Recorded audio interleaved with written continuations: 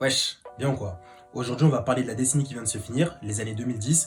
Du coup, on va tout d'abord parler de la fin des années 2000, début 2010 pour le secteur des mangas. Ensuite, on va se concentrer sur les animés et du coup, surtout sur les services de streaming. Et enfin, on va parler du style des années 2010, côté manga et animé. Alors tout d'abord, les années 2000, c'était une dinguerie pour le secteur du manga en Occident. Étant donné que les animés ont bien marché pendant les années 90, c'est ensuite pendant les années 2000 que le marché du manga a réellement explosé en Occident. Malheureusement, la vie n'est pas si merveilleuse que ça, fallait bien que ça s'arrête un jour. Aux États-Unis, les ventes de manga ont chuté vers 2008 à cause de la crise des subprimes. En France, les ventes de manga ont aussi chuté vers 2008, mais cela est dû au modèle du marché actuel. Une dizaine de séries représentent à elles seules la moitié du marché. Du coup, lorsqu'elles sont en perte de vitesse, tout le marché est impacté. Et puisque les mangas phares des années 2000 ont commencé à s'essouffler vers la fin des années 2000, début 2010, le marché a commencé à chuter. Au Japon, c'est plus difficile d'analyser parce que globalement, de 1995 à aujourd'hui, les ventes de mangas papier n'ont fait que chuter.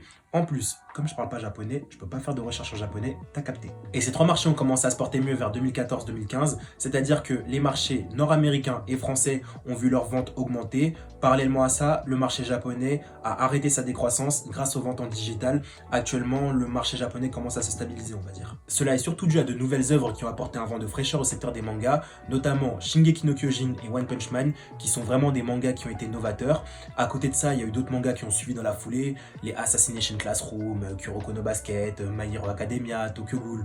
Tu vois, ça c'est pas des mangas vraiment très innovants, t'as capté, mais au moins ils ont été intéressants, ça permet de continuer le business, tu connais. Pour résumer, les ventes de mangas pendant les années 2010, c'est plutôt mitigé. Au début, c'était bancal, vers la fin, c'est pas mal. Mais du coup, la vraie question, c'est est-ce que les ventes de mangas vont réussir à se stabiliser ou elles vont continuer à jouer au yo-yo pendant longtemps? On va maintenant parler des animés et notamment des plateformes de streaming, car les plateformes de streaming, c'est sûrement l'élément le plus important des années 2010 pour le secteur des animés. Alors tout d'abord, il y a les plateformes spécialisées en animés comme Wakanim, ADN ou Crunchyroll. Et parallèlement à ça, il y a des plateformes généralistes comme Netflix ou Amazon qui s'intéressent aussi au secteur des animés.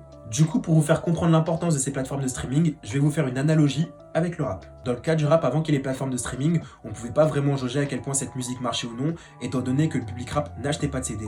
Du coup, lorsque les plateformes de streaming se sont démocratisées, on a pu voir que la musique rap était un réel phénomène. La raison pour laquelle on avait du mal à estimer ce que représentait le marché de l'animé était un problème lié aux traductions. En effet, avant qu'il y ait les plateformes de streaming, un fan d'animé devait attendre plusieurs mois entre la sortie d'un épisode au Japon et sa traduction officielle en français. Du coup, il y avait beaucoup de fansubs, c'est-à-dire des sous-titrages faits par des fans, c'était proposé sur des sites de streaming illégaux, et je pense que pour les animés les plus populaires, ça devait arriver au bout d'une semaine max. Donc imagine à l'époque, t'avais le choix entre regarder le dernier épisode de Naruto quelques jours après sa sortie au Japon, ou bien devoir attendre plusieurs mois pour pouvoir regarder Naruto en VF et prendre le risque de te faire spoil.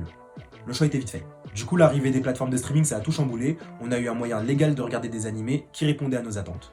Et je reviens à mon analogie avec le rap. Dans les deux cas, l'arrivée du streaming a permis de montrer l'intérêt qu'a le public pour le rap et les animés. Et la suite, c'est un effet boule de neige. Plus on en parle, plus ça plaît. Et plus ça plaît, plus on en parle. En plus, le fait que pas mal d'animés soient proposés sur des plateformes généralistes rend ça accessible à un grand public. On estime que le marché des animés ne va faire que s'accroître. Du coup, les plateformes de streaming investissent beaucoup dedans. Parallèlement à ça, on voit un changement du côté de la production des animés. Tout d'abord, le modèle des animés à rallonge, comme on pouvait le voir avec Naruto, One Piece, Bleach, Dragon Ball, commence à être délaissé. Aujourd'hui, même les têtes d'affiche comme les My Hero Academia, Demon Slayer ou Shingeki no Kyojin ont un format par saison, alors que leurs prédécesseurs qui avaient le statut d'animé tête d'affiche sortaient un épisode par semaine, toute l'année, pendant plusieurs années. Alors maintenant, on va parler du style graphique des mangas et des animés des années 2010, mais ce sera plus un débat qu'autre chose, c'est-à-dire que d'abord, je vais vous présenter un point de vue, ensuite j'attends de vous que vous réagissiez en commentaire parce que moi-même j'arrive pas à me faire une opinion fixe sur la question. Alors côté manga, pour les shonen neketsu uniquement, j'ai l'impression que la règle à suivre est que les personnages doivent avoir des traits vraiment enfantins.